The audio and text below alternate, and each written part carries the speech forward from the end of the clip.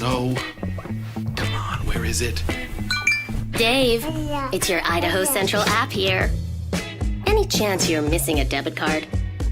Let's get that taken care of for you. With ICCU's card control, you can turn any card off with the tap of your finger. You got it. And back on again. Out, out, out, out. The closest Idaho Central Credit Union branch is in your pocket. Pow day. Dude, let's go.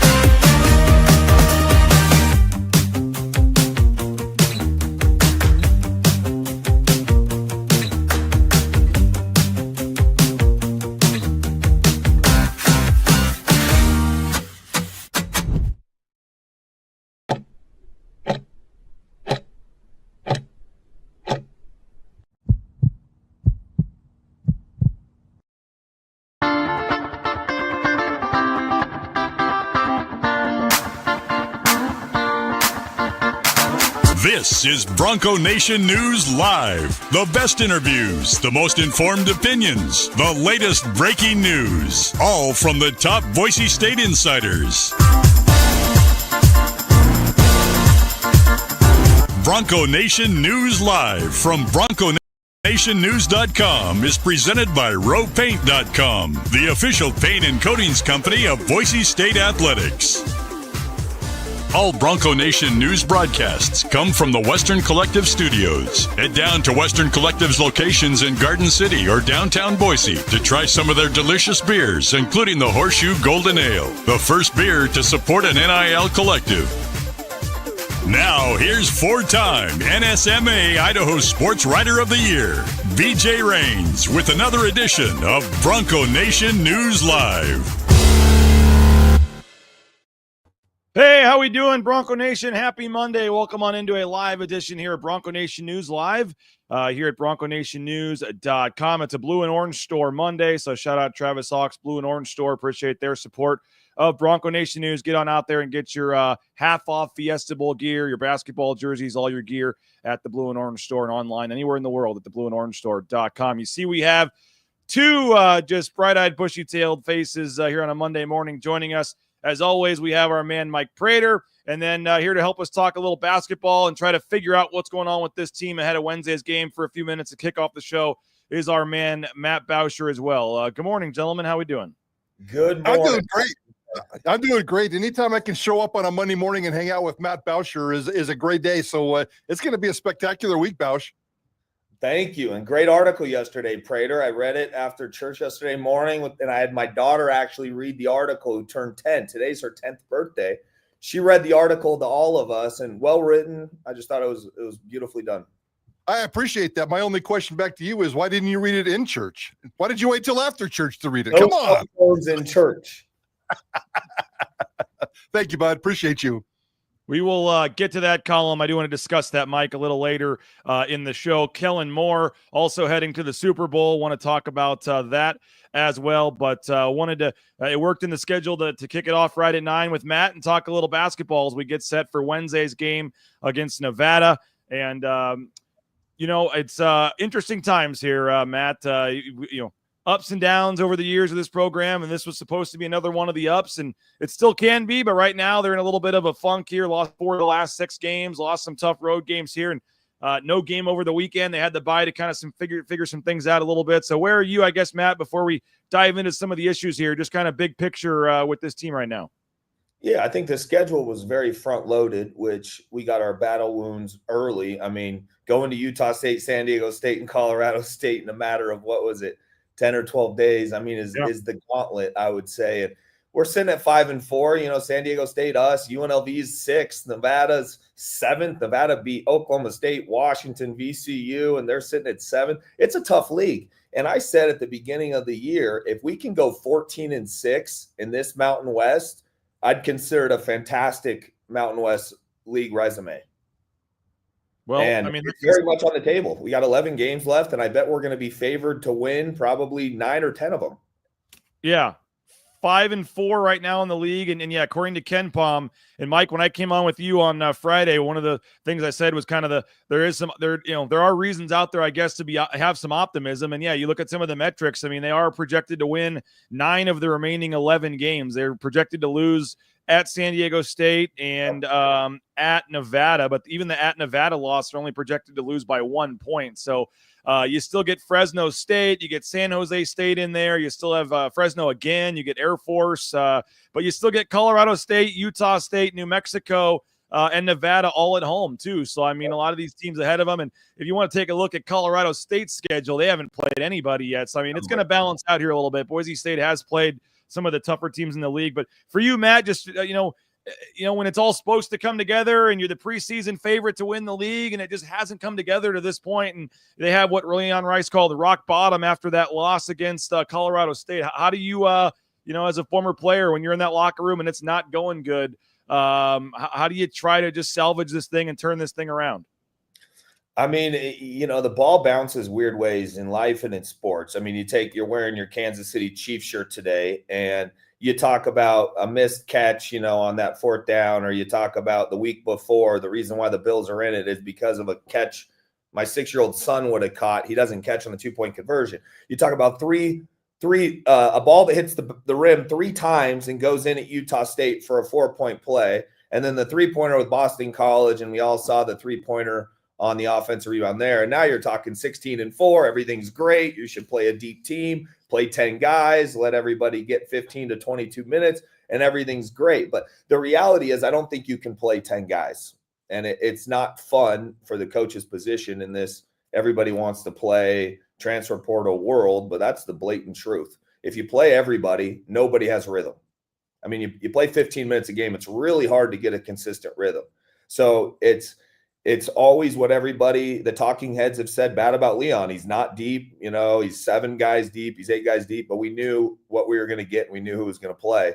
And I think it's pretty obvious, Buchanan, Alvaro, and Tyson are going to get 100 minutes a game. So now you got 100 minutes a game for that coaching staff to figure out who's going to get those 100 minutes. I think Alvaro's been pretty fantastic, 7 assists and 2 turnovers or 2.5 turnovers a game. I think Alvaro could probably score a little bit more given the dynamics of the team we have. Tyson's been a spectacular, if you ask me. I mean, he's definitely a 4-man. That's where he feels comfortable. That's where he gets his bucket. He draws his fouls, his tempo. So you take the dynamic of it. I'd like to get easier points. I think we have to grind too much for our points. Alvaro has to have the ball a little bit too much. And the defense, now that we're in league, they know we're running. They really honed in on it. We need to get more easy, play a little faster and get more easy buckets. Prater, what do you got for Bauscher? Well, yeah, I mean, you guys are not wrong, but my whole point is, and you kind of started touching on it there a little bit with the team. I'm not worried about the schedule. It does get a little bit softer, and it was front loaded, and that's all fair. But as you guys know, and as Leon Rice knows, last week this dude has to worry about one thing and one thing only, and his basketball team. Don't worry about the schedule. Just worry about getting your team right, because there's red flags all over the place with this team. And again, the rotation is certainly going to be an issue this week. Probably was over the weekend with Leon Rice, as he said. You got to drop that 11-man rotation down to 7, maybe 8, depending on how he wants to handle it. I think the top 6 guys throw in Lockett in some minutes, and there's going to be some hard decisions. Those are Leon's words about, guys like Dylan Anderson, guys like Carmichael. Carmichael comes in after a lengthy, hard conversation about his future with his family, and now you may have to sit him down and say, guys, it just doesn't work out that way. You got to try to get Omar ready to play, and you got to do it on the court. You can't fix Omar, away from the court. You can do some other stuff here. So I just think that there's some issues with this basketball team that needs to be fixed. I cannot wait to see what Leon does with his rotation starting this week with 2 big games, and we'll see how it plays out. But you just got to get it all fixed. I think not Stanley, but Tyson Degenhardt and Cardenas are 2 rock-steady dudes. And here comes Buchanan playing great basketball. That's your new rock. That's your new center. That's your centerpiece of your basketball team. And they got to fix the interior part of it, because Leon Rice is saying and doing things that I've never heard, but at least he's got a handle on it. Let's see if he can fix it. What I'm really going to look at Wednesday is the toughness, because I want to see some guys get mad. They go on a run like this in New Mexico, or they go on a run like, and we had to claw back and grind back at Colorado State. I want to see guys get really upset and tough and hit somebody on a rebound and not have offensive rebounds cost us games. Now, I agree. And the main point that I left out, and I think the one thing that people aren't talking about enough, and it's a little bit related to what Matt just said, this is the most disappointing part for me, especially this last game, because I don't think we can nitpick it for the entire season, but this last game, I don't ever remember seeing a Leon Rice team get out efforted. Leon Rice teams, I don't care if they're the worst team in the league, they're always going to give you 100% effort. We always love to talk about the toughness of Leon Rice, the guy that shot himself in the knee, rubbed some dirt on it as a kid, and went back out and played in the rocks with his friends. That's the toughness that I want. That's the effort that I want, especially on that last play the other night where they lost. You know, you let the guy drive to the basket. You don't block out the rebound. You don't prevent the kick out. You had 5 dudes standing around, and that was baffling to me. Leon Rice's teams don't stand around. Leon Rice teams always have effort. This team's in a little bit of a funk right now, mentally and physically, and Leon's going to have to fix it before we get into the second half of the season. How tough is that? All these guys have been playing, and now Leon says, hey, we got to cut this thing down to 7 or 8. And he didn't mention Ugbo or Keene, or there's a couple, obvious guys that are going to probably see their minutes cut, or either significantly or altogether. Everyone's happy when you're playing 11 guys, and it's funny. It is what Leon Rice was criticized for a lot. Didn't play enough guys, and now he plays more guys, and now it's like, oh, he's playing too many. But in this case, it hasn't really fit. They're probably going to cut it down. What's that like for some of these guys that may see their minutes go away? And is it obviously how do you get them to, I guess, buy into this, or the locker room could go one of two ways, I guess, this week if they make some big changes here. What's that like from a player's perspective, but also from a coach perspective, trying to, as Prater said, Leon said he had to make some, quote, hard decisions here. I think this team, they're the right kids. They're great kids. They work their butt off. They're competitors.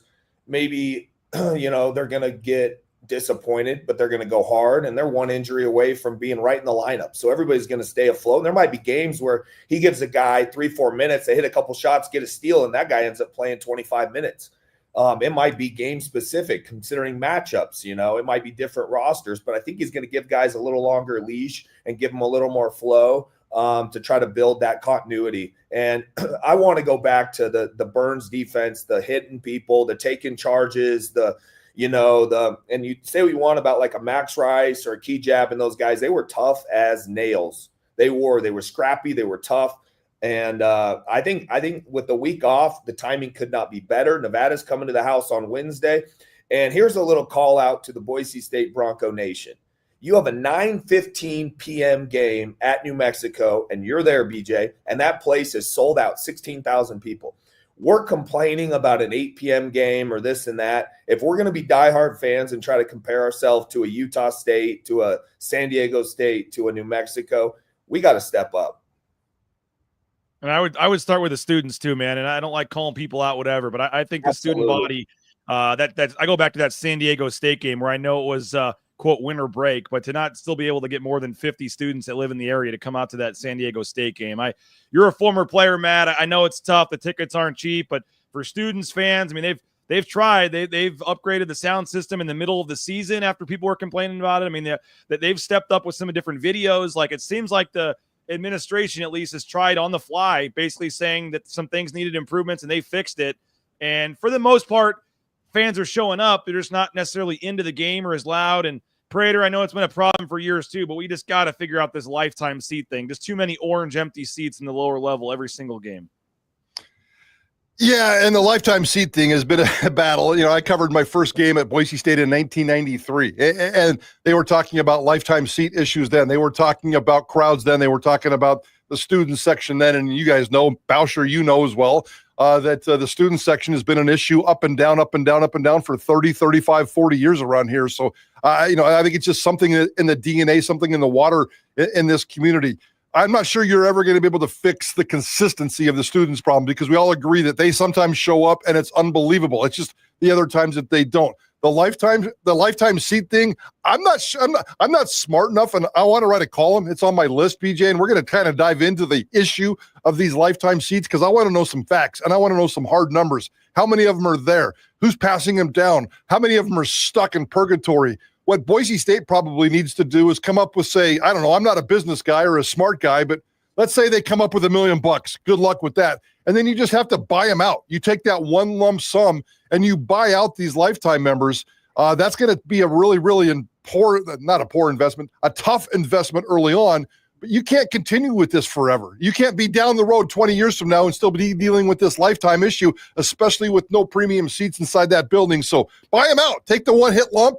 Give them some cash, give them $50,000, get those tickets back, put them back in the rotation and see what we can do. It's a process, but it's got to start sometime. And I would say this. Go ahead. Boise State Athletics needs control of Extra Mile Arena. The fact that the university has it, that's a completely other topic I won't even get into. Give the athletic department control of their arena. Yeah. I would agree with that. Because, that goes all the way down to how are there not retired numbers hanging in the rafters? How are there not championship banners hanging in the rafters? They have to put all those in their practice gym because they can't hang them up in the arena.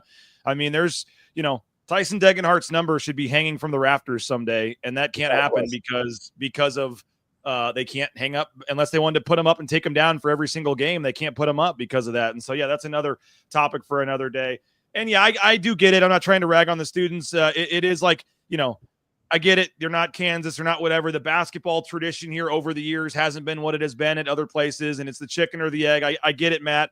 But you are coming off, 3 straight championship or 3 straight NCAA tournament appearances. And the stat I always come back to, guys, is in the Leon Rice era, Boise State wins 82% of the time at home. Over 8 out of 10 times when you come to Extra Mile Arena, you're going to see a win. And the other 2 times, I would say 75% of those, you're going to see a heck of a game, even when they lose. They don't just get blown out at home very often. And so, and it's not just the students showing up. It's standing all game, not sitting during timeouts. It's you watch some of these other games with the stuff they're doing when they're shooting free throws behind the basket. Section 12, give those guys credit. They're doing the best they can. And that's, I don't want to say sad that they're doing more than the students are, but those guys are doing what they can. I know it's chicken or the egg. There has to be a product on the court that's worthy of the fans going crazy for. I understand that, but I just think how much even more amazing it could be when I go see Utah State and some of these, if they just had somehow a little more buy-in from the student body here, Matt. The students are 5-1 in decimal sound. Those students, they're 5-1 in normal sound, how loud they are when they're standing, like at Utah State. So it's huge. I think we can get there. The football team, I would say, had a lot better student participation this year than in years past, and they'd stay longer during the game. They wouldn't all bail out at halftime. So it's getting better. And I know the administration's doing everything they can to figure out the lifetime ticket and everything like that behind the scenes. So, and I'm on a couple of the board meetings where they're really trying to come up with answers to solve a lot of these issues. So going forward here, Matt, Nevada this week, Fresno on Saturday, 3 of the next 4 at home here.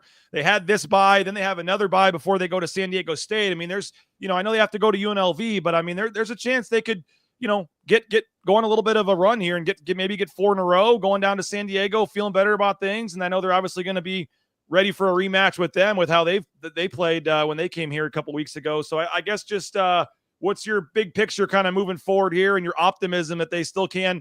I think we all agree that an at-large bid is probably not happening, but as I said last week, you kind of have 11 games here to figure out a way to win 3 games down in Vegas. And if they can get themselves in the best position for the conference tournament and try to, I hate to say that's what we're focused on now is the conference tournament, but just win as many games as you can, get some momentum, figure some things out, and try to go in, on a roll down to Vegas, I guess, right?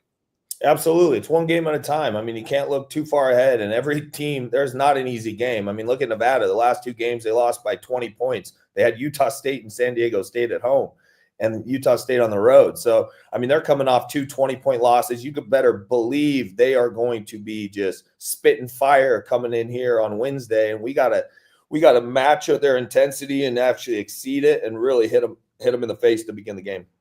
Yeah, people want to talk about the disappointment in Boise. I think the disappointment in Reno too. You look at the players they have on their roster and how many close games they lost, and they're now 3-6.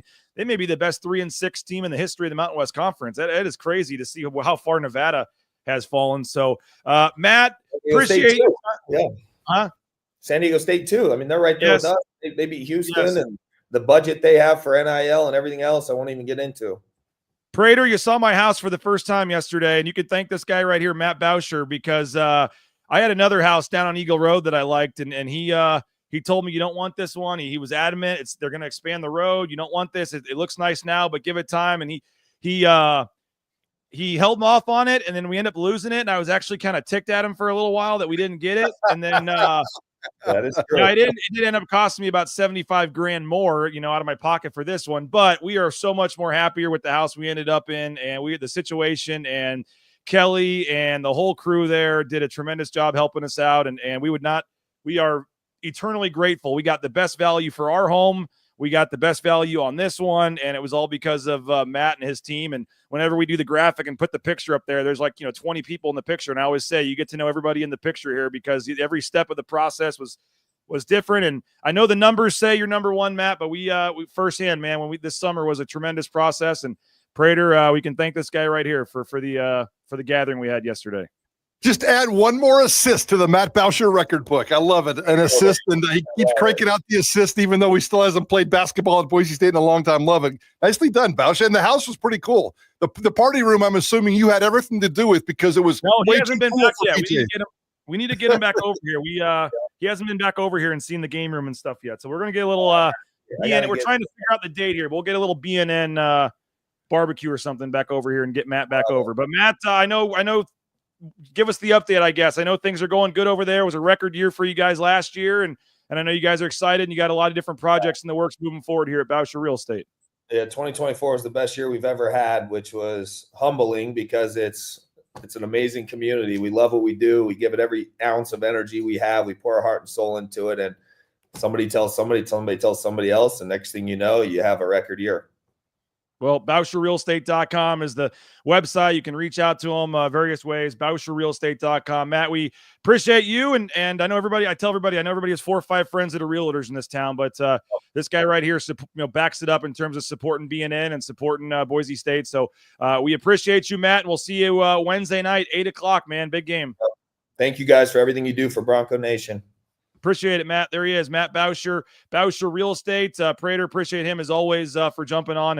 And yeah, it was a very eye-opening process when he helped us buy and sell our home. And he's ruthless, man. He's like, no, we're not offering him that. No, offer this. No, and I was like, they're not going to take that. No, and he knows what he's doing. Got us best value for our home, and we're very appreciative and thankful for Matt and Bauscher Real Estate. One final thought from you, Mike, before we switch topics here to football, but just kind of summing up the basketball conversation here for you. What's just your big picture take here? As you said, changes are coming, 2 home games this week, and obviously it's been a massively disappointing season to this point, but you got to, still 11 games to at least kind of get on a roll and see what can happen. Yeah, just make yourself right. Don't worry about anybody else. Just make yourself right. Don't look at other scores. Don't worry about other teams. It's not about them right now. It's about you. And take care of business on Wednesday. Take care of business on Saturday. 3 of the, as you said, 3 of the next 5 are at home. You can win those 3 home games and then split on the road, kind of get back in track. They moved into the top 5 over the weekend. That's kind of the key number here. If we're lowering our standards, we're going from a conference championship to just staying in the top 5, which gets you into that first round bye at the tournament. So, I think that they'll be just fine. But you certainly got to get your mind right, and you got to navigate these next couple of games and make sure you're kind of smooth because it hasn't been very smooth lately. Yeah, and it's actually 3 out of 4 at home, Prater, so a little better than that. They have the 2 home games, then they go to UNLV, and then they're back home for San Jose next Friday. So chance here to get on a little bit of a roll before they head down to San Diego State the following weekend. They have another bye next week. They get 8 days off before they play at San Diego State, so that could be a nice as well. So, all right, let's talk some football. I'm seeing a lot of people in the chat there not liking my Chief shirt, but we'll talk a little football. Kellen Moore going to the Super Bowl, and also Mike Prater's column that he had in Bronco Nation News. I want to touch on that as well. We'll do that in just a second. But first, I want to thank a couple of our great sponsors that make this show free of charge for you to watch here on YouTube. And that includes our title sponsor, rowpaint.com. All your painting needs, including those concrete coatings, interior, exterior painting, best in the business, the official paint and coatings company of Boise State Athletics, our title sponsor at Bronco Nation News. There would be no BNN without Andy Rowe and Company. So if you can, next time you're looking for that painting project, they'll give you a free estimate, competitive pricing. Check them out, Row Paint. Taco.com. Taco Bell, they're hiring, if you're looking for a job, SON management, the Nicolason family, and go into any locally owned Taco Bell location here in the Treasure Valley. They got the paperwork to apply for a job right there on the table when you walk in. Tremendous work environment, atmosphere. You get free food while you work, half your wages the next day after your shift, so you don't have to wait 3 weeks for that first paycheck. Highly recommend a career at Taco Bell. And, oh, yeah, the food's pretty darn good as well. The $7 Lux Cravings box, the Cantina Bowls, the slushies, all the cheesy roll-ups. So you can feed a family, feed a couple of kids for like $5. It's great stuff there. And we appreciate our friends at Taco Bell. Hey, Idaho Central Credit Union, ICCU.com, another big supporter here at Bronco Nation News. ICCU.com. There's a branch pretty much on every corner, but the easiest, that mobile e-branch online banking right there on your phone, your laptop. Once you go in and sign up, you pretty much never have to go back to the bank. You can do it all remotely, your deposits, everything. And you may think you like your banking experience. I promise you, you'll like it even more and just realize what you're missing out on, like the Raines family did once we made the switch to Idaho Central Credit Union. So check them out. They support Dyson Degenhart. Return the favor at Idaho Central Credit Union. Hey, Jackson's, 25 cents from every hot dog sold at Jackson's goes to support the Horseshoe Collective. They donated $100,000 this past year just based on the 25-cent donations for hot dogs. So they're backing it up. They're supporting the collective. They're supporting Boise State, and they have this special going on now where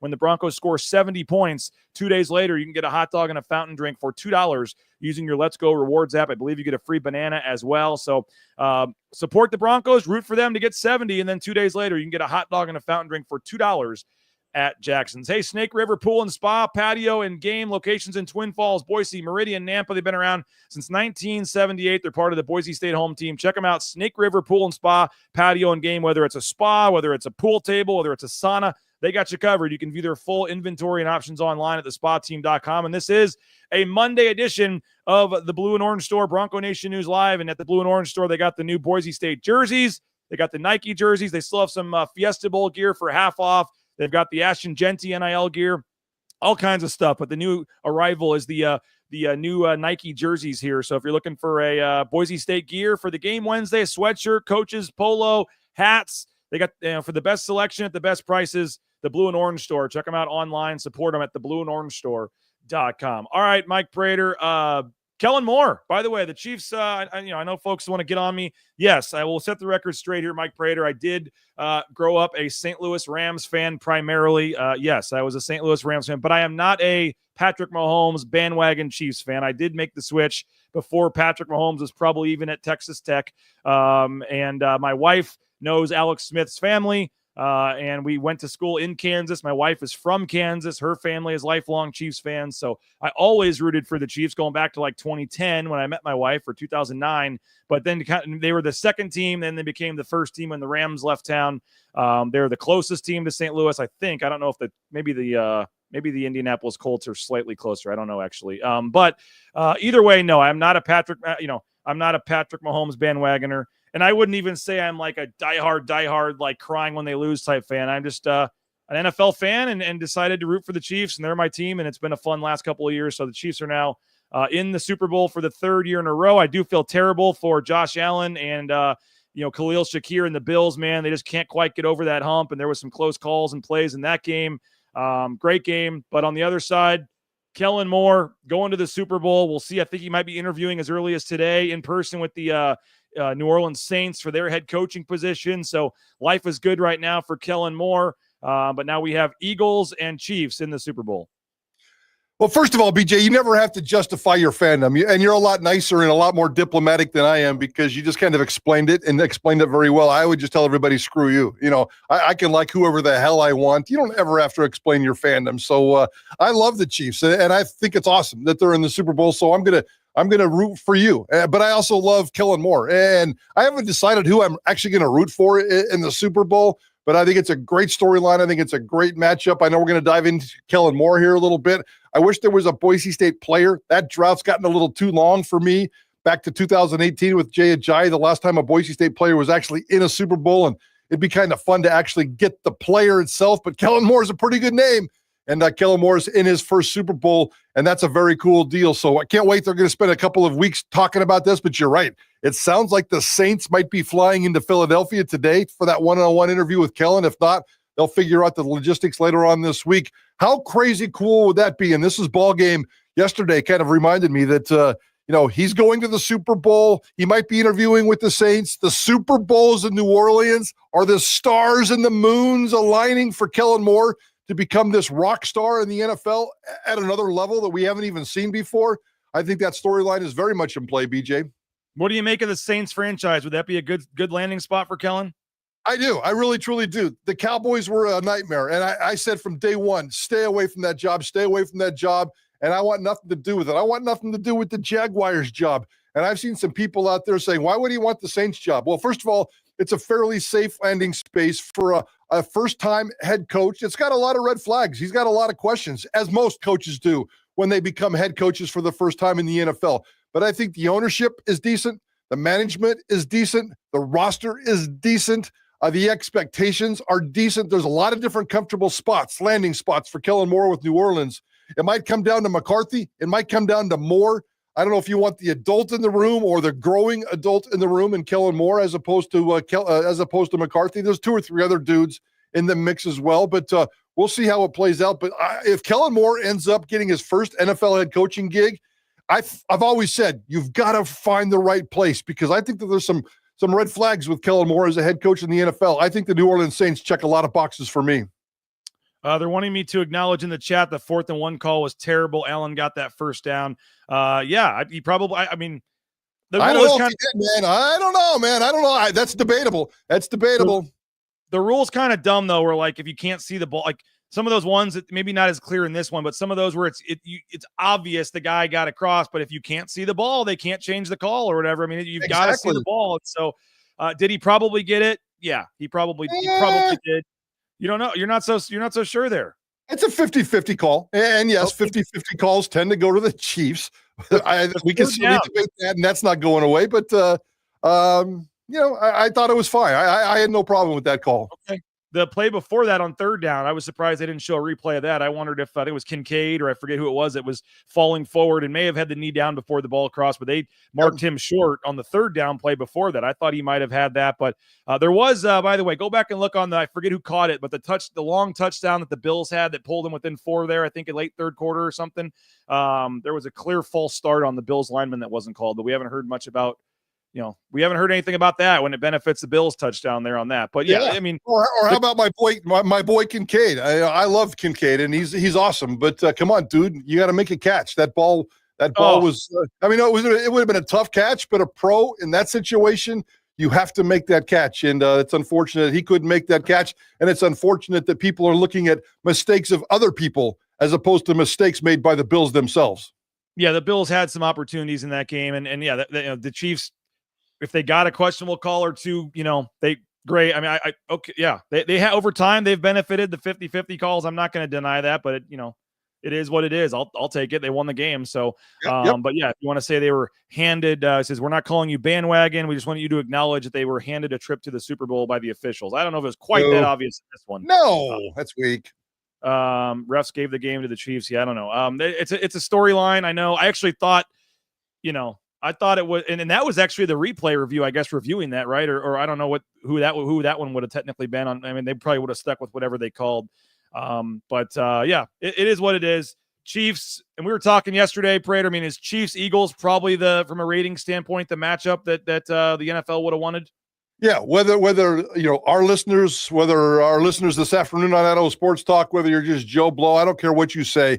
The Chiefs were the most important part in terms of the television executives. The Chiefs make great television, whether you want to watch them win a Super Bowl, whether you want to watch them lose, whether it's a train wreck, whether it's something beautiful. I mean, the Chiefs bring the TV viewing numbers. So, yes, the TV executives wanted that. After that, Eagles, Bills, Commanders, it doesn't really matter. They're all kind of fine after that. I think Andy Reid going against the Eagles and what they're doing, the Eagles and their success, Jalen Hurts, Kellen Moore, the whole package, Saquon Barkley, the year of the running back, all kinds of different storylines. I think this is a fantastic storyline, a fantastic Super Bowl. It fits for me locally, regionally, nationally. I think this thing checks all kinds of boxes. I cannot wait for this Super Bowl. And when you get off the show, I mean, Johnny's down in his cubicle right now, just spitting fake news on the chat here. He says he has a picture with me at my house, at his house, wearing a Rams Sam Bradford jersey. I do not own I've never owned a Sam Bradford jersey. So Johnny is just spitting fake. I had a Todd Gurley jersey back in the day when they drafted him. I thought that he was going to be the next coming, but I'd never have owned a Rams Sam Bradford jersey. So nice try, Johnny. All right. I want to spend the last little bit here we have talking about your column on Bronco Nation News, Mike. It was I don't even know if I want to say controversial because I thought it was perfectly said and you balanced both sides. And I think about 99.9% of people that I've seen have agreed with the sentiment and the thought. And it's on Spencer Danielson and his faith and kind of mixing that with this football team. And we'll take your thoughts too on his column and what you think there in the ICCU YouTube chat. You want to thank a couple more sponsors before we dive into this, Mike. Lithia Ford of Boise, Wednesday afternoon, they're going to be announcing some new athletes, some new football players, couple returners, but a couple new football players are going to be rocking vehicles at Lithia Ford of Boise. Jim Sturk continues to step it up. We'll tell you about it. We'll be there on Wednesday.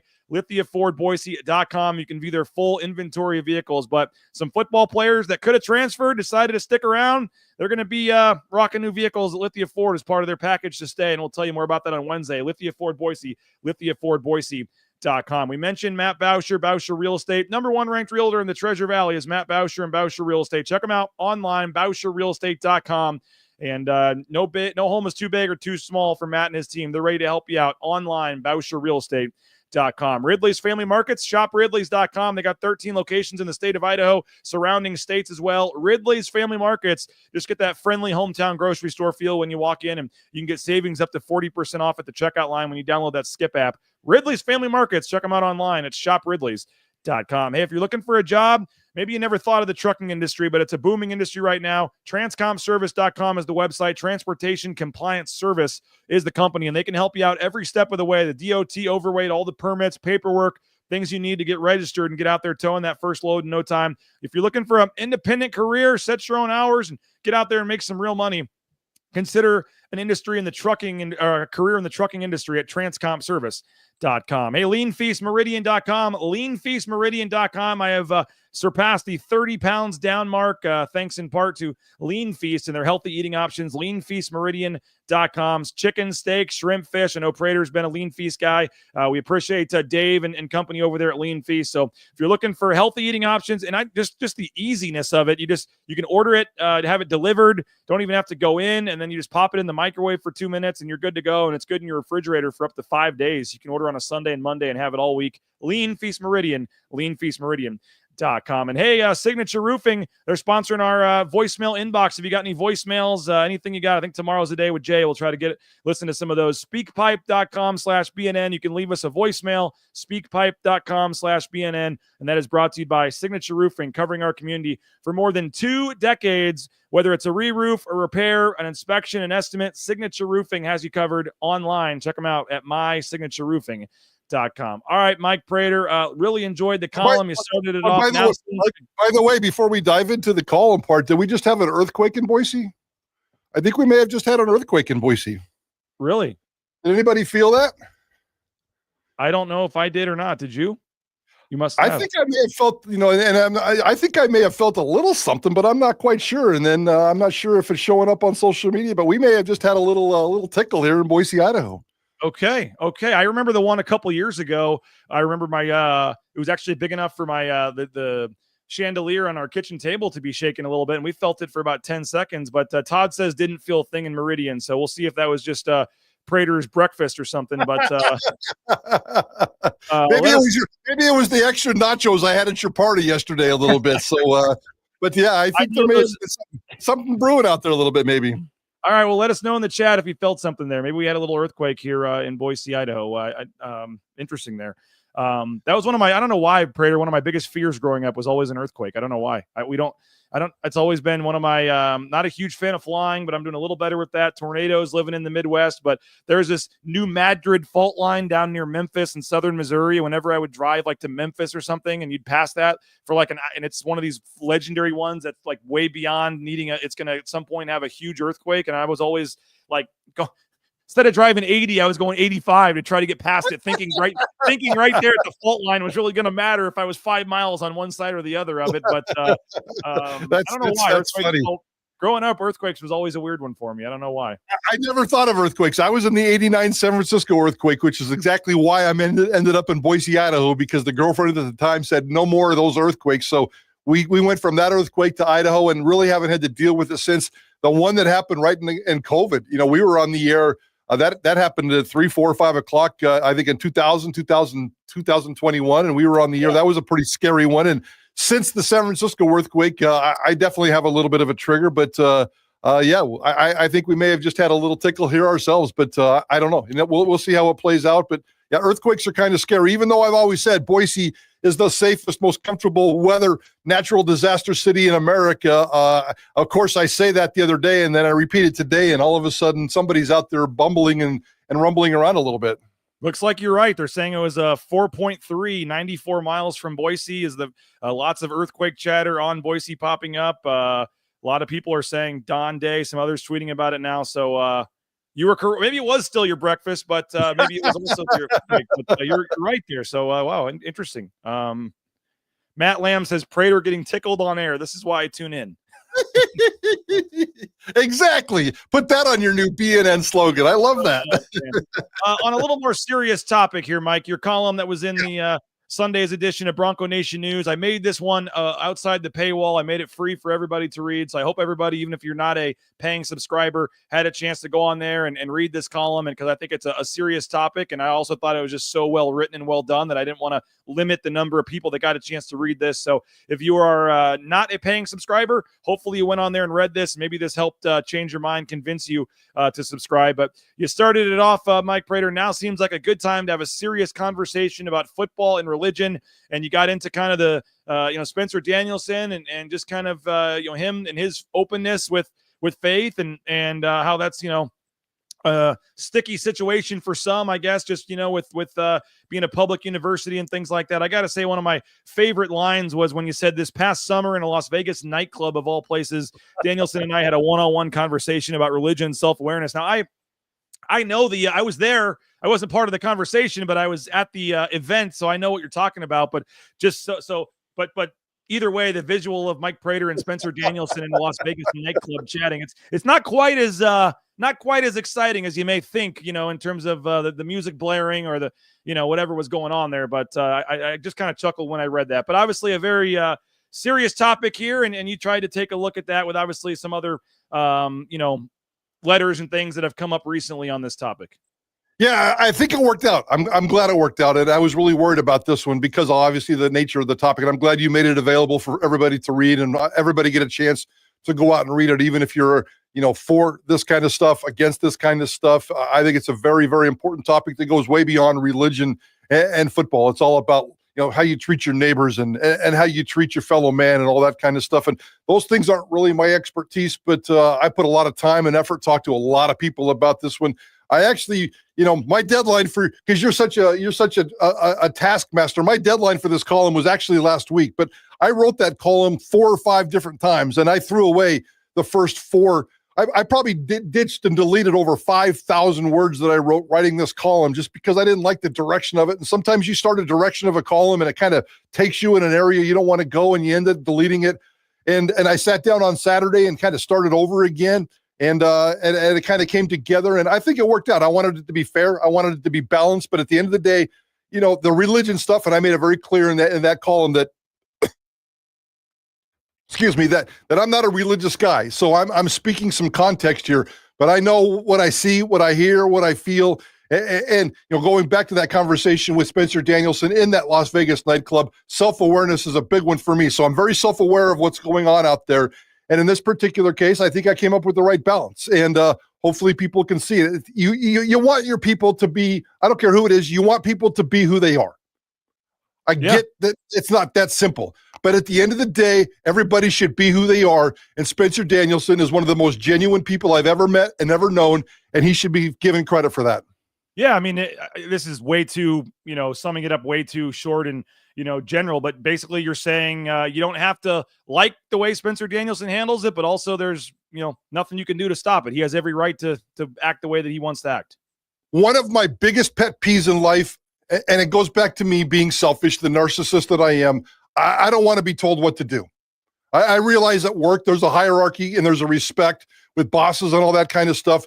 I don't like being told what to do by an outsider who thinks they want to run my life. And I think we should all practice that. And whether it's my brother, who's a Jewish rabbi, who I still haven't heard from since I wrote this column yesterday, I'm a little bit worried about that. I had to call him and tell him I wrote about him, and I haven't spoken to him since. I don't think there's going to be some issues, but you kind of got to be true to yourself. You got to do who you are, and you can't really, as long as you're respectful. And Spencer Danielson is doing exactly what he's supposed to be doing. There's three things in life. You come up with a plan, you communicate that plan, and let's roll, baby. And I don't care what you're doing. So Spencer Danielson has come up with a plan. The biggest part for him is the communication. When he walks into somebody's house, I don't care if the first word he says is Jesus. At least he's putting it out there. And everybody knows exactly what you're getting with Spencer Danielson. And the communication is strong. We've sat there in those press conferences and listened to him. I can't imagine what it's like in a living room of a recruit. It's probably 10 times more than what he does behind a podium when we're trying to ask him about the polling right guard. Spencer Danielson communicates the hell out of his message. And if you don't know where you stand with him coming into this program, you made a poor decision. And I think what Spencer Danielson does is leading individuals to making a lot of good decisions, opening your eyes, not telling them what to do. Let everybody do it. I'm not going to sit here and tell Spencer Danielson, don't be yourself. Don't say that. He's just being himself, guys. Stop forcing yourself on other people. That thing bugs me. And I hope that was a message that came through in this column. And I don't think you mentioned this in the column, but I mean, he has officiated a player's wedding. He has baptized multiple players, including, I believe, Ashton Genty, or some other players. Hassanin? Yep. I think he did Hassanin? Yeah. So, I mean, he has, like I said, he's, I don't know of too many head coaches that's out there in the Boise River, baptizing players or helping them take the next level with their faith. And, it is one of those kind of slippery slopes, because in the letter in the Idaho Statesman, and you referenced part of this, but they come out about when they arrive at a stadium, Mike, about 2 hours before a game, the first thing they do when they put their bags in the locker room is Spencer Danielson and a good chunk of the players and coaches walk out to the end zone and form a circle and have a team, a pregame prayer. And that is, I could see, and as the letter said, if you're not someone that wants to go out and do that, are you seen as an outsider? Are you seen as a guy that's, you're going to lose playing time, or whatever, just because you don't believe what the head coach believes? But as you said, hey, you told him at the nightclub that and he hasn't brought it up, that you're not, the most religious person of all time. And he said, that's fine. And he hasn't said anything to you about it or treated you any different. And obviously it doesn't seem like he's treated any of the players, any differently either. No, and the first time it goes bad, and it probably will at one point, if Spencer Danielson spends a lot of time at Boise State, somebody's going to come out and whine and complain, and I don't know how far down the line it will go in terms of, I didn't show up at the prayer circle, and the next week I was benched. That stuff is very much in play. We're not naive. We're not stupid. I'm not trying to cover things up, but I haven't heard a single rumbling about anything like that whatsoever. And again, it's early in his career. He's just completed his first ever true full season. So it's very early in his career. And again, when you play with fire like that, and I'm not so sure that that's the right metaphor, fire, but when you have a controversial topic and you make it so public like that, yeah, you're probably going to get burned a couple of times down the road. And maybe the courts come back and say, you can't do that. I don't know. Maybe they have to do some dramatic changes. I did have Boise State reach out to me. A couple of different people, high-ranking people from Boise State, reach out yesterday and said, this is a complicated issue. Let's continue the conversation. Let's have some more conversation. There's some more details behind the scenes, but I think for the most part, they understand what Spencer Danielson's about. They've got a pretty good handle on it. They're comfortable with it down there. And if you want to show up to daily chapel service at noon, go for it. If you don't worry about it. Let's just go out and win football games. And I think at the end of the day, that's all that really matters. This football team is dedicated to winning football games, and they found a way to do it that works for them. And I don't know if you remember this, Mike, when we were having our meeting with Spencer Danielson, in January or February last year, it was you, me, a couple other media members. Kind of Spencer was willing to meet with us and talk about some things that, in terms of going forward. He was supposed to leave, and it was actually because of a team, I believe it was a team, Bible study event or chaplain event that he was supposed to leave for, but he stayed and talked to us. And that was, I think, a noon thing or something, just kind of random scheduling, I guess, there that they were having that going on. But great column. Appreciate it, Mike. Nice work. It wasn't an easy topic. When you told me you were writing that, I honestly wasn't like, I actually knew you'd write it great and it wouldn't be controversial. I wasn't worried about it. And then sure enough, but it could have been, and you handled it. I thought great. So it's an interesting topic moving forward here. And now let's get on to the lifetime seats column. Come on. I'm going to work on that lifetime seats. We got to fix this lifetime seat issue. So I'm going to try to sit down with Jeremiah. And I've had some casual conversations with Jeremiah about the lifetime seat issue. I think you probably have as well. And it's time to find an hour of his time and sit down and try to figure out what's going on with these lifetime seats. Let's get some more people inside Extra Mile Arena. What do we got? Idaho Sports Talk. New week. It's a Monday, 3 to 6 today. Idaho Sports Talk with Johnny Prater, Bob, JP, the whole gang, and obviously Kellen Moore, I'm sure, but a lot to get to.